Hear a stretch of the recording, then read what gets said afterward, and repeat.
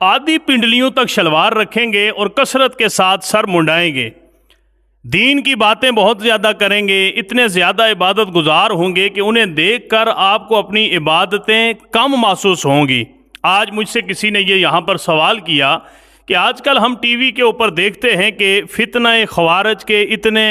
लोगों को जो है वो वासिल जहन्नम कर दिया गया, इतने लोगों को मार दिया गया। तो ये फितना ख़वारिज क्या चीज़ है और ये खारजी लोग कौन होते हैं? पहली बात तो ये है कि एक खारजी उसको कहा जाता है कि जो उस देश से ताल्लुक़ नहीं रखता बल्कि किसी दूसरे वतन से, किसी दूसरे मुल्क से उसका ताल्लुक़ होता है, उसको खारजी कहा जाता है। लेकिन यहाँ पर ये फितना ख़वारिज की जो बात आपने की है और टीवी चैनल्स के ऊपर भी आजकल देखा जाता है कि फ़लाँ जगह पर इतना फितना ख़वारिज के लोगों को मार दिया गया है, उन्हें वासिल जहन्नम कर दिया गया है। तो आज से 1400 साल पहले हुजूर नबी करीम सल्लल्लाहु अलैहि वसल्लम ने इन लोगों की वाज़े तौर पर निशानियां बयान फरमा दी थी। सहाबा कराम रिदवानुल्लाह ताला अलैहिम अजमईन के सामने जब इन लोगों के हवाले से अल्लाह के नबी ने जिक्र फरमाया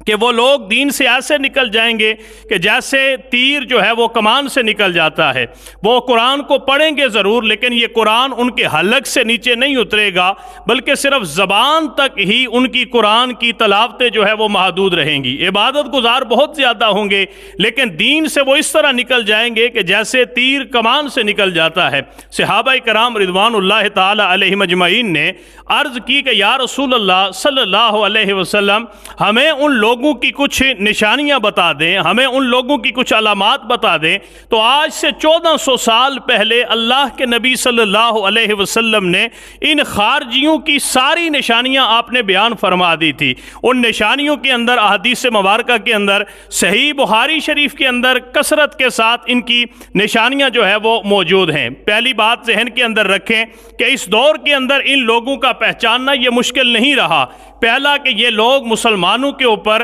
उन आयात को लगाएंगे, उन आयात को चस्पा करेंगे जो आयात कुफार और बुत परस्तों के लिए नाजल की गई हैं। आज आप इस दौर के अंदर देखें कि कौन लोग हैं जो आयात ऐसी जो बुतों के हवाले से बुत परस्तों के लिए नाजल हुई हैं, कुफार के लिए नाजल हुई हैं और वो मुसलमानों के ऊपर उन आयात को चस्पा करते हैं। फिर उसके अलावा कि वो मुसलमानों के ऊपर शिरक का फतवा लगाएंगे और उन्हें कत्ल करना शुरू कर देंगे, उन्हें शहीद करना शुरू कर देंगे। इसके अलावा वो पिंडलियों तक, आधी पिंडलियों तक जो है वो अपनी शलवार को रखेंगे, कसरत के साथ जो है वो सर मुंडाएंगे, दीन की बहुत ज्यादा बातें करेंगे लेकिन दीन की कोई चीज उनके अंदर मौजूद नहीं होगी। कसरत के साथ कुरान करीम की तिलावत करेंगे लेकिन वो कुरान उनके हलक से नीचे नहीं उतरेगा। बहुत ज्यादा इबादत गुजार होंगे, दीन की दावत देंगे, दीन की तरफ बुलाएंगे लेकिन आका करीम सल्लल्लाहु अलैहि वसल्लम ने फरमाया कि अगर मैं उन लोगों को पाता तो कौम आद और कौम समूद की तरह मैं उनको कत्ल करता। इस दौर के अंदर हम देखते हैं